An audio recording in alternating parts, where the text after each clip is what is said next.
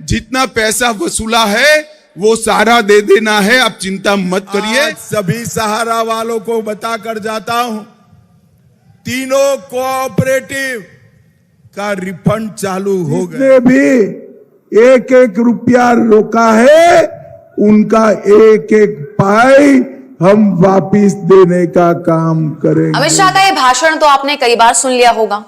लोकसभा चुनाव के वक्त से अब तक 5 से 7 बार तो बोल ही चुके होंगे। पहले तो देखिए बोलते भी नहीं थे, लेकिन जब ये लगा कि अब वोट बैंक पर असर पड़ सकता है तो उन्होंने बोलना शुरू किया।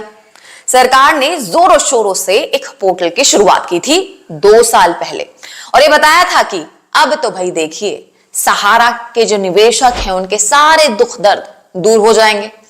पहले सारे पीड़ितों को 10,000 देंगे और फिर धीरे धीरे सारे के सारे जो पैसे हैं लोगों के अकाउंट में आ जाएंगे।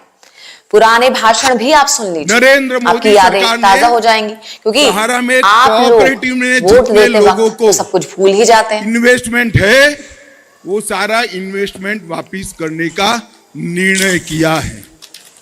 अभी आपको जो तकलीफ पड़ रही है, बैठ जाइए, अभी आपको जो तकलीफ पड़ रही है वो इसलिए पड़ रही है। अब आप लोग खुद सोचिए कि बार-बार आप लोगों के साथ आखिर ऐसा हो क्यों रहा है? कुछ कंपनी के हैं, सिर्फ इसलिए अभी कोऑपरेटिव का शुरू किया है एक नहीं, और 10,000 तक एक तो शहर में अलग-अलग संगठन है और जब कोई कार्यक्रम होता है आप चिंता मत मत करिए।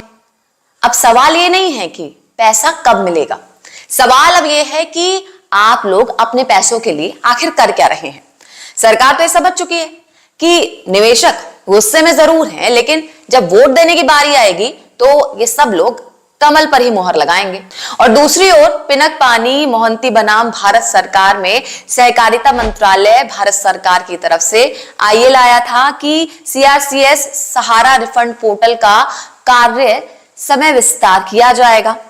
29 मार्च 2023 को सुप्रीम कोर्ट जज ने सहारा इंडिया जमाकर्ताओं को भुगतान करने के लिए 5,000 करोड़ रुपए सेबी से सहकारिता विभाग के सहकारी समिति केंद्रीय रजिस्ट्रार के बैंक खाते में ट्रांसफर कराया था।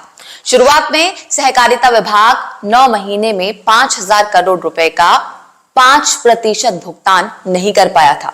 तब सुप्रीम कोर्ट ने सहारा पोर्टल पर भुगतान कार्य समय विस्तार ले लिया था। सुप्रीम कोर्ट जज ने 29 दिसंबर 2023 से समय सीमा बढ़ाकर 31 दिसंबर 2024 कर दिया था।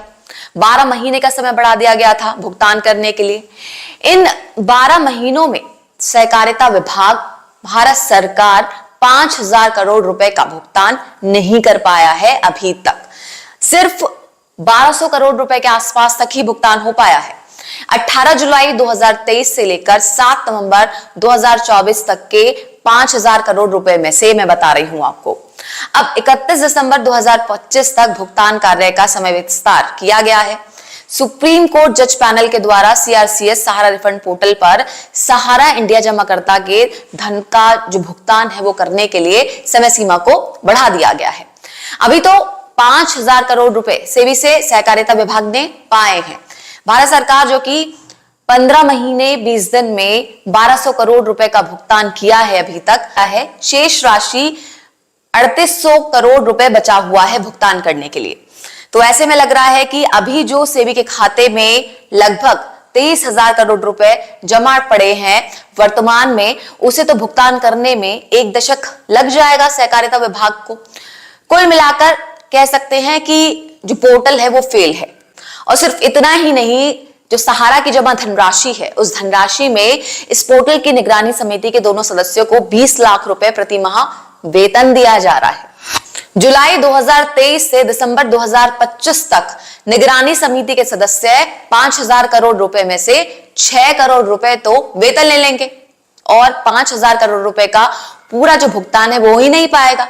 सहारा इंडिया के अभिकर्ता कर्मचारी अधिकारी बेरोजगार हैं और सहारा के जमा धनराशि से भारत सरकार के कर्मचारी अधिकारी पूर्व जज वकील को वेतन देने का काम कर रही है। ऊपर से सहारा के जमा धन में से वेतन दिया जा रहा है। सभी लोग मानते थे कि सहारा समूह में जो पैसा डूबा है वो नहीं आएगा। उनकी पब्लिक लिमिटेड कंपनियों में क्या हुआ है मुझे मालूम नहीं है, परंतु मैं बता देता हूं कि अब तक सहारा समूह के लगभग 1.5 करोड़ लोग जो कोऑपरेटिव सोसाइटी में इन्वेस्ट किए थे, उनका रजिस्ट्रेशन हो गया है और अब तक 2.5 लाख लोगों को 241 करोड़ रुपया हमने वापिस भी दे दिया है। मोदी सरकार जुमला खूब देती है। जुमला देने में देश में सभी राजनीतिक दलों में से बीजेपी सरकार तो नंबर 1 पर है, मुझे ऐसा लगता है। बाकी आप लोगों को क्या लगता है, मुझे कमेंट करके आप जरूर बताइएगा। सहारा इंडिया के निवेशकों को जिस तरह से पैसा दिलाने के नाम पर काम हो रहा है, उससे तो ऐसा लगता है कि ये पूरा का पूरा जो सिस्टम है, ये तो भगवान भरोसे ही चल रहा है।